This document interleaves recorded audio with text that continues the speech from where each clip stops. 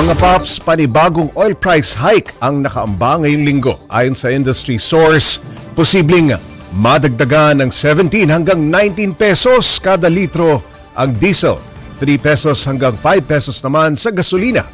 Kaya maaaring pumatak na ng hanggang 150 pesos ang kada litro ng diesel at halos 100 piso sa gasolina. Sa kabila yan ang pag-anunsyo ng pamahalaan na papayagan na ng bansang Iran ang Philippine flag the vessels sa Strait of Hormuz.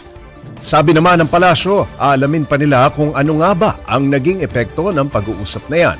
Paglilinaw rin kasi ni Energy Secretary Sharon Garin, hindi nito malulutas ang long-term supply issues sa langis. Pag sinabi po natin na pwedeng dumaan, lahat po ng Philippine products or PH-bound goods ay ito po ay mapapakinabangan po natin. Sa ngayon po, ayon po kay Secretary Tez Lazaro, nag-request po sila na makaraan po ang Philippine flag bulk carriers with Filipino seafarers to pass the Strait of Hormuz nung Friday po. At sa ngayon po ay aalamin po ni Secretary Tez Lazaro kung ano na po ang nangyari at ano yung response ng Tehran and Marina authorities.